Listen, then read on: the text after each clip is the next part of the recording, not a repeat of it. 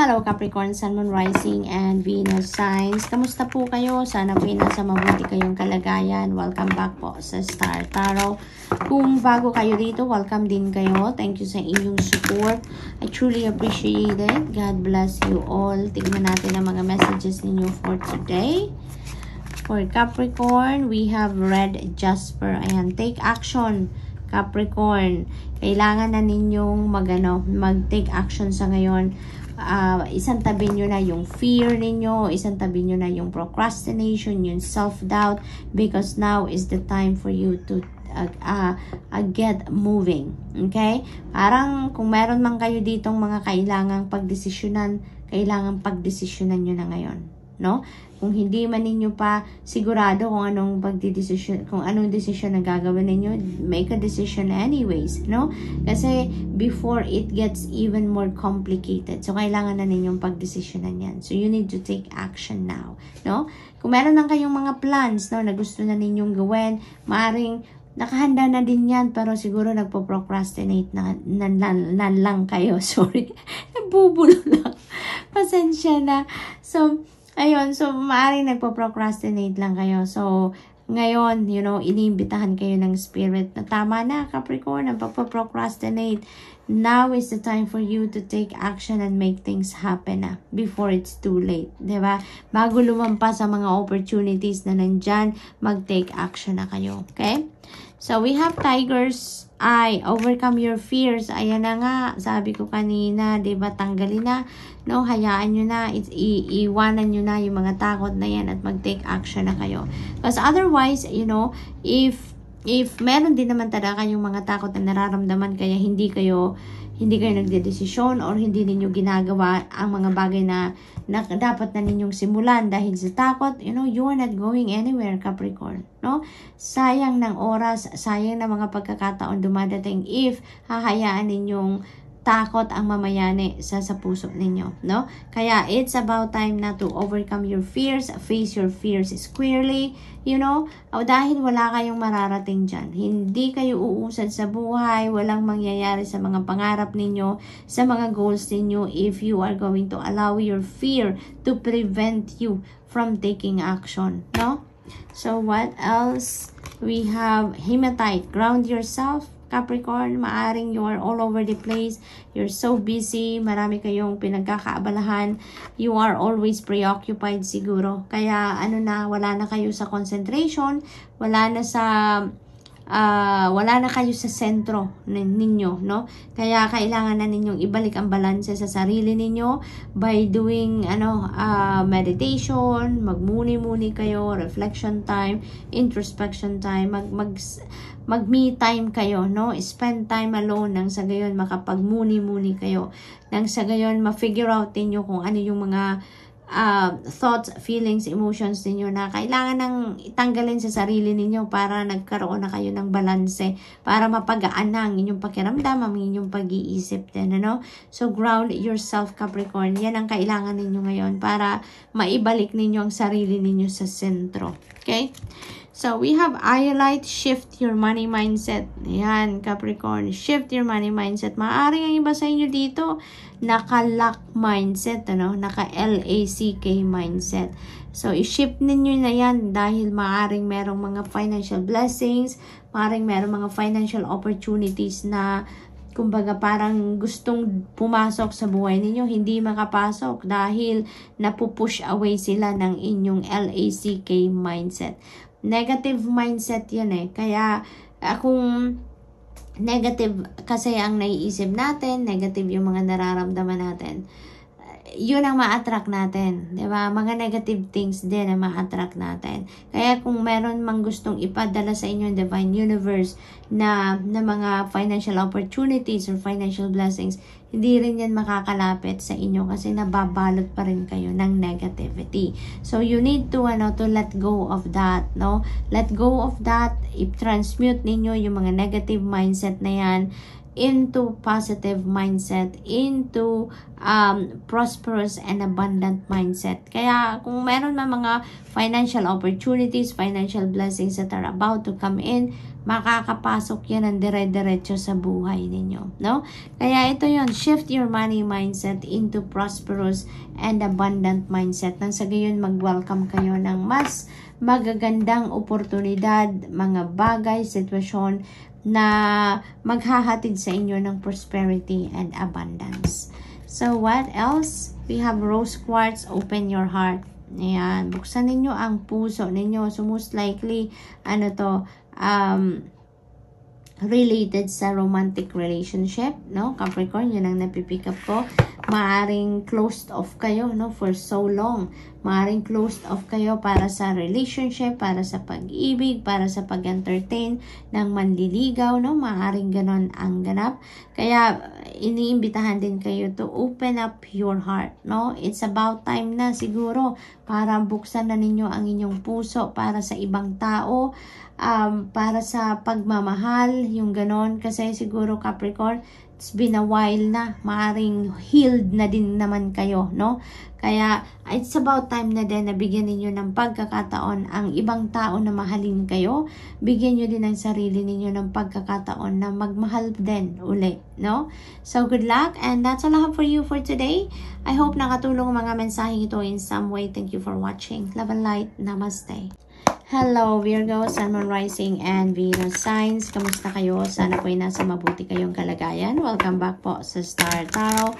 Kung bago kayo dito, welcome din kayo. Thank you sa inyong support. I truly appreciate it. God bless you all. Tingnan natin ang mga mensahe ninyo for today.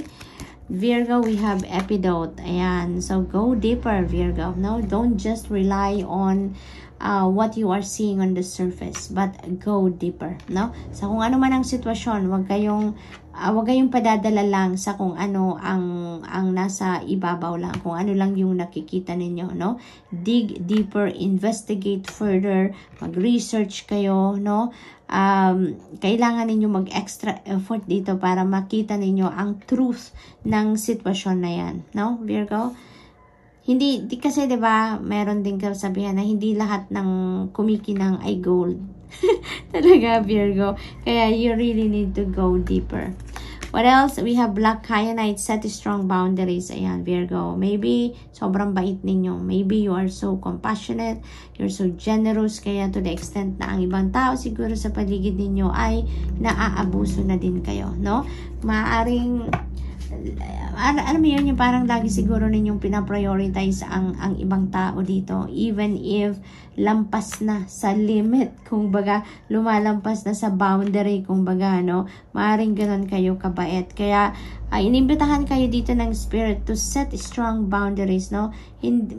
Para na din, no? Para din mag-build ka ng mas harmonious and mas stronger relationship, no? Sa kahit anumang klaseng relationship ito, no? Pwede rin naman sa love and romantic relationship, sa relationship ninyo with your friends, with katrabaho, or with your family, no?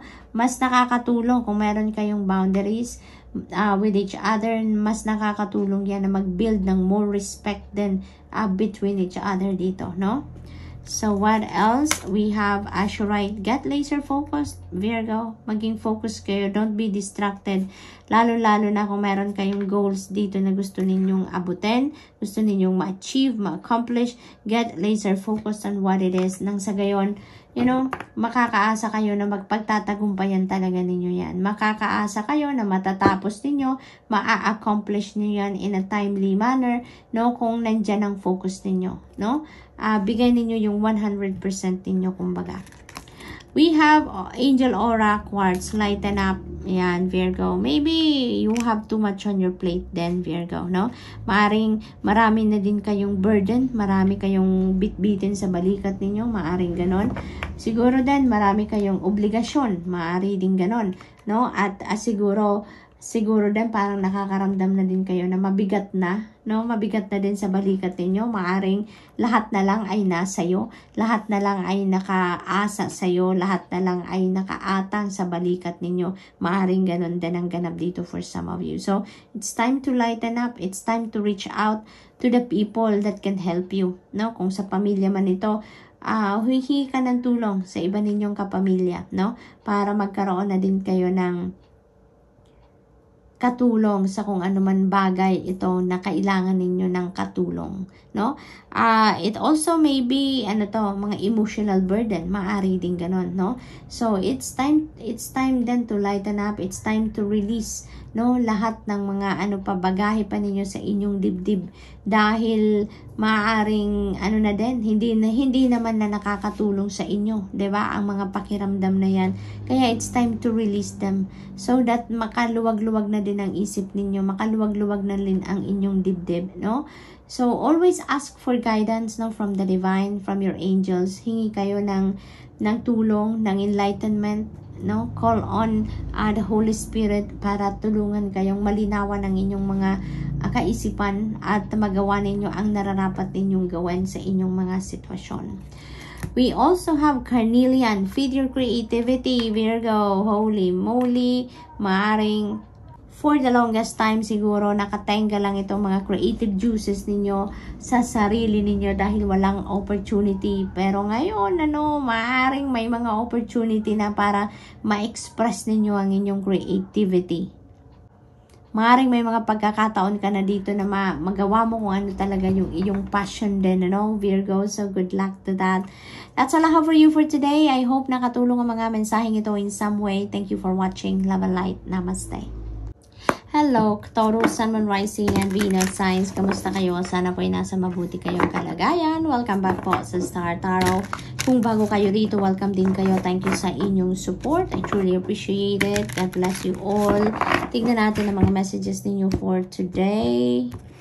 Taurus, pauna mensahe ninyo ay Carnelian, feed your creativity. Ayan. So, finally, Taurus, maaring may pagkakataon na kayo dito na ma-express ninyo ang inyong passion, magamit ninyo ang inyong mga creative juices, mga creative ideas ngayon. So, take advantage of this opportunity, na you can feed your creativity, Maaring may mga pagkakataon din dito na magkakaroon kayo ng mga opportunity for seminars, or mga tulong, na makaka-enhance din ng inyong mga creative prowess, yung mga ganun ba, Taurus? So, maaaring may mga ganap na ganyan sa ngayon.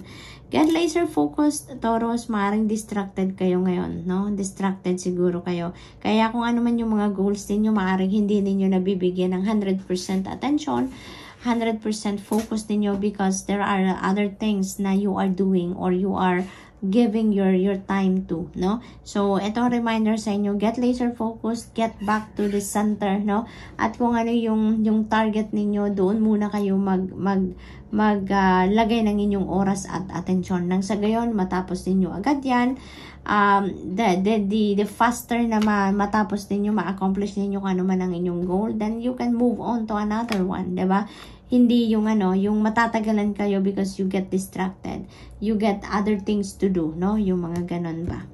So, we also have Chrysoprase. Allow yourself to receive, Taurus. Okay? Allow yourself to receive. Maaaring kailangan ninyo ng tulong sa ngayon. Kailangan ninyo ng support in any way. Maaaring ganon.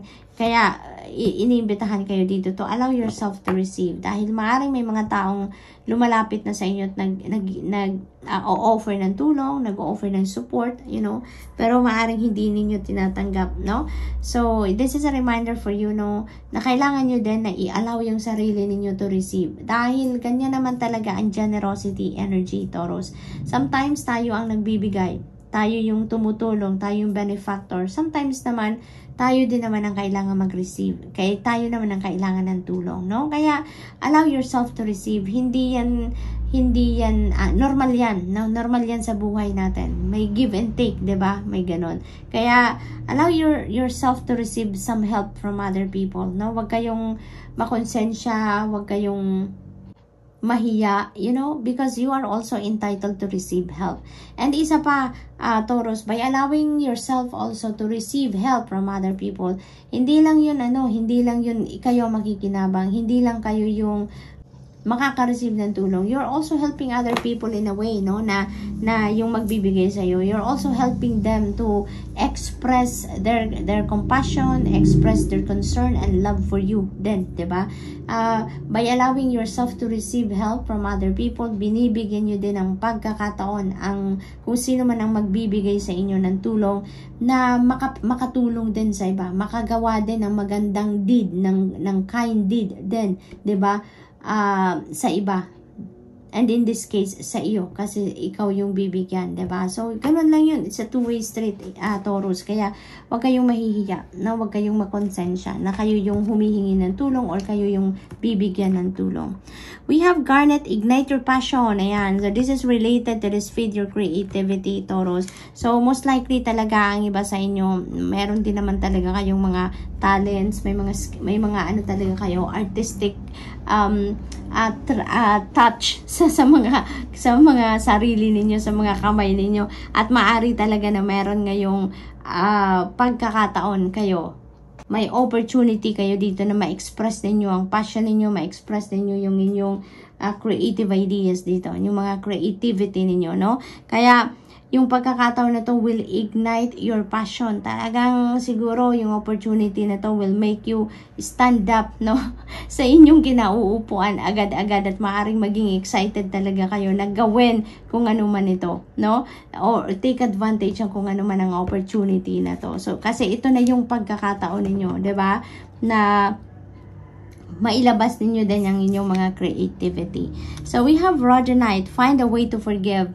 Ayan, so Taurus, parang meron pa kayong resentment sa inyong dibdib, meron pa kayong galit siguro, emotional baggages, emotional wounds sa inyong dibdib towards another person, no? Taurus, kaya this is inviting you to find a way to forgive. Otherwise, no, parang nakakulong lang kayo dyan sa kung ano man ang emotional baggages ninyo, no? Maaring it's about time na for you to move on from that situation, kaya kailangan na din ninyong bigyan ang inyong sarili ng pagkakataon na magpatawad, no? Kasi mas nakakagaan sa dibdib yun. Hindi ibig sabihin no, na magpapatawad kayo, you are giving or you're doing a favor to the person who have hurt you, diba? You are forgiving because you want to move on with your life. You are forgiving because you are choosing to be happy. You are choosing your life dito. Kumbaga, you're choosing yourself dito na maging peaceful na kayo, maging happy na kayo, 'di ba?